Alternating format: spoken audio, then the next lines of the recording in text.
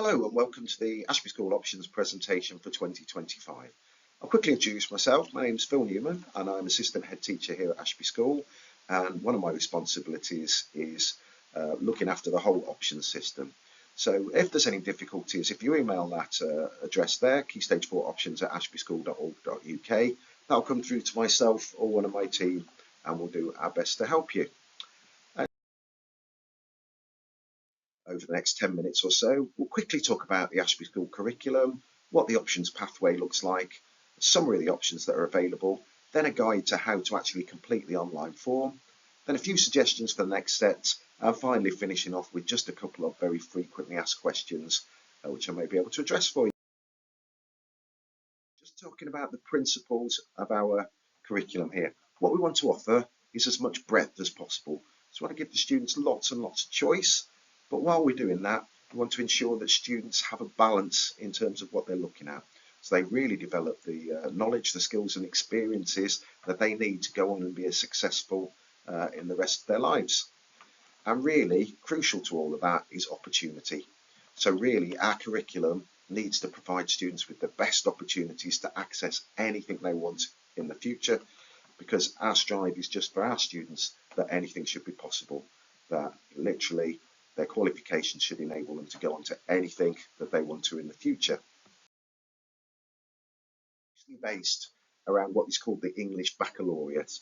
Now, this is something you may have heard of. It's been around for a little while.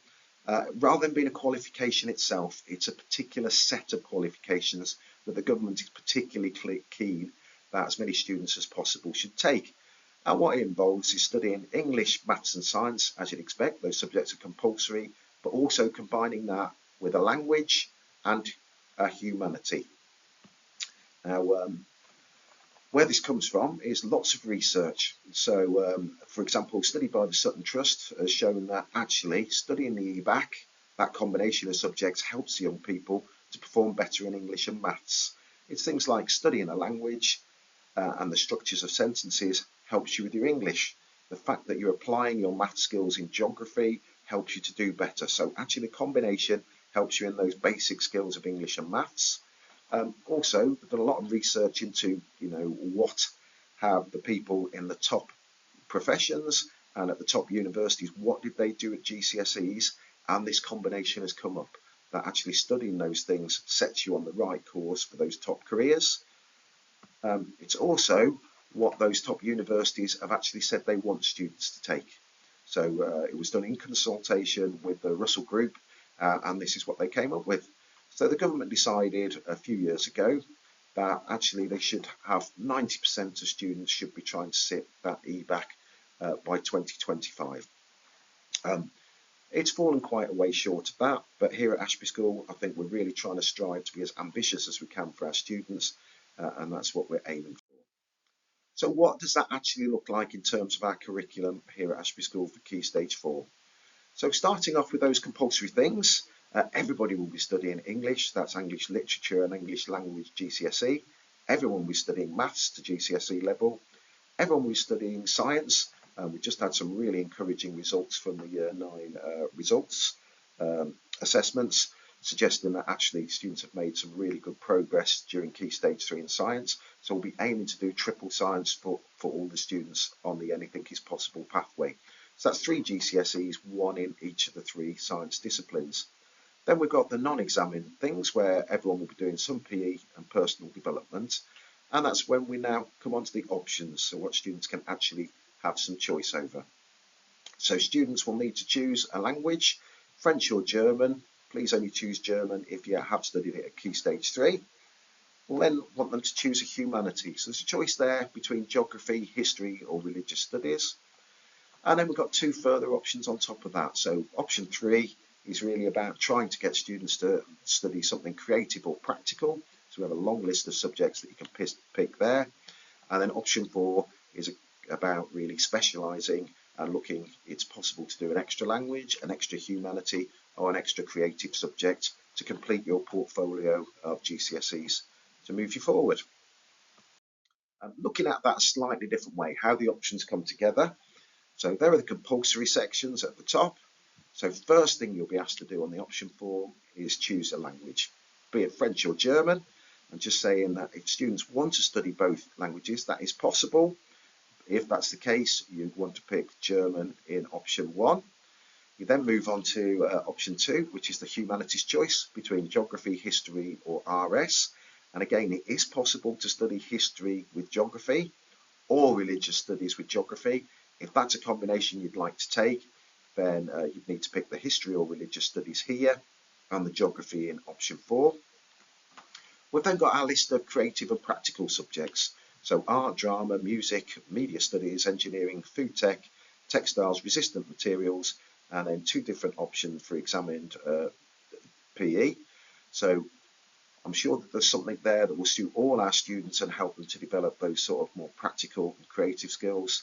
And then finally, we've got one more option where you can choose how you want to really specialise by picking perhaps another creative subject or another humanity or another language.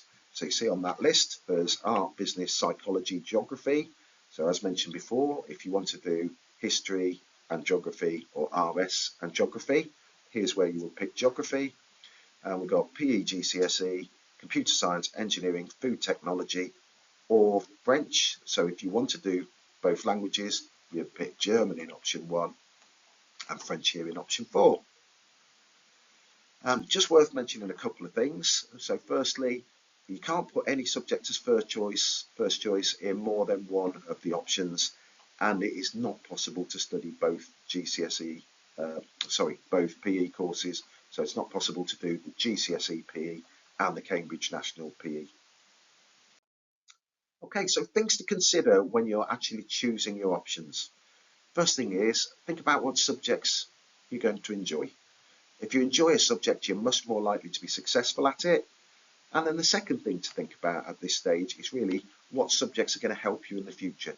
So if you've got a career path in mind, then thinking about those subjects that might help you on the way would be really sensible. And I'd say if you can combine those 2 things that you enjoy and you see the value in to push you forwards towards your future career, then that is really where you're going to be successful. Okay, so going through the options then. So option 1 is just to choose the language, French or German. I'll say it again. If you want to study both language, here's where you will pick the German and you pick the French later on in option 4. Then we're on to option 2, which is the humanity. So again, most students will have studied all of these throughout Key Stage 3. So you just need to make a choice between history, geography and RS. I'd say it is possible to do the geography with history or geography with RS. If that's something you'd like to do, then pick history or RS at this point. We'll then move on to our long list of practical or creative subjects. So just need to choose one from these. So we've got art, drama and music, which the students have been studying at Key Stage 3.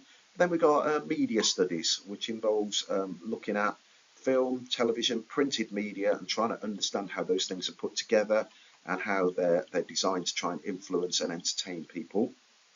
We've got engineering, food tech, textiles and resistant materials, which the students have been covering at Key Stage 3. And then a choice of 2 different routes for PE.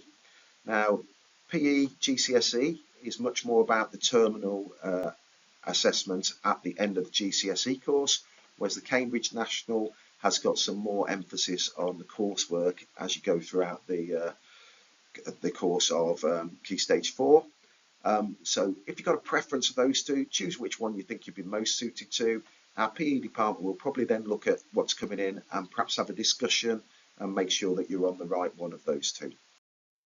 Then we've got option 4, which we've got opportunity to choose between those subjects there. So it's a case of doubling up on humanities or arts or design or language. So art, business, psychology, geography, PE GCSE, computer science, engineering, food tech or French.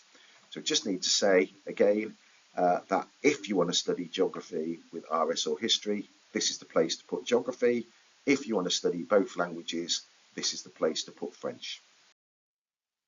More information about those options are available in the options booklet. I say just have a look from the link.